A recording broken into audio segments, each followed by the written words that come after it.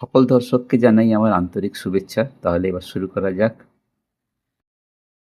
আজ আমরা খুব সহজ টেকনিক ব্যবহার করে একটা সুন্দর নৌকার ল্যান্ডস্কেপ আঁকা শিখব। এটা করার জন্য মূলত ওয়েট অ্যান্ড ড্রাই পদ্ধতি ব্যবহার করেছি। প্রথমে খুব ছোট্ট করে খুব সংক্ষেপে একটা ড্রয়িং করে নিই, যেটা টাইম ল্যাপসে দেখানো হলো। ব্যাস, এবার ড্রয়িং শেষ হলে আমরা জল রং শুরু করব। লক্ষ্য করো, এখানে কাগজ ড্রয়িং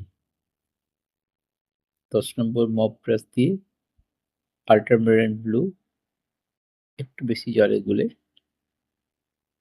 অ্যাকচুয়ালি ওর সাথে অল্প একটু ইয়েলো আকার মিশিয়ে যেদিকে ছড়েছি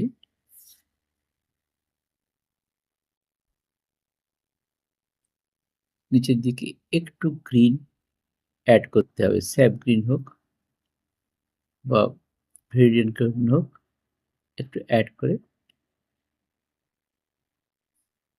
দূরের গাছপালা একটু আভাস পাওয়া যাবে।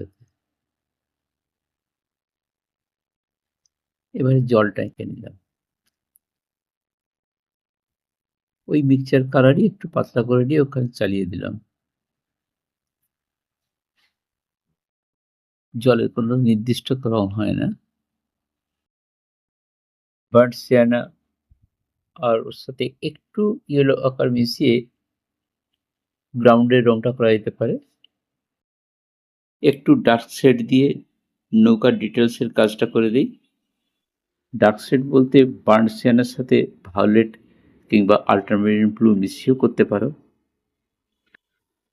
দূরে যেখানে জল শেষ হয়েছে সেখানে জল জমে আছে, ওটা পরে শুকিয়ে গেলে ঠিক হয়ে যাবে।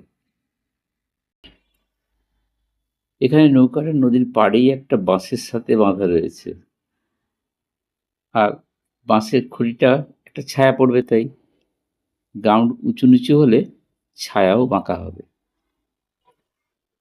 লক্ষ্য করবে নৌকা কিন্তু জলে নেই, নৌকা কিন্তু পাড়েই রেস্ট করছে, তাই এখানে জলে নৌকার ছায়ার প্রশ্ন উঠছে না।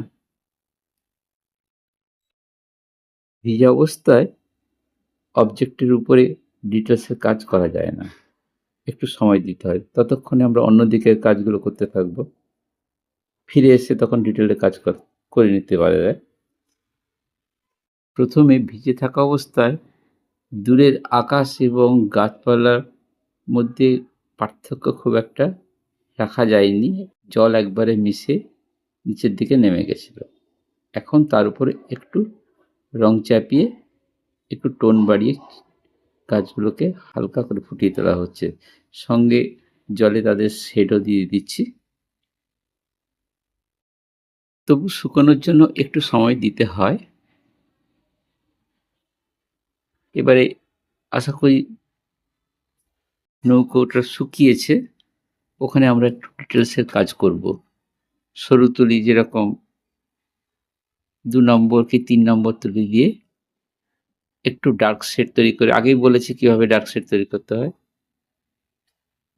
একটু ডিটেলসের কাজ করব, তাতে নৌকোটা ফুটে উঠবে, কারণ এটাই তো এখানে মূল বিষয়বস্তু।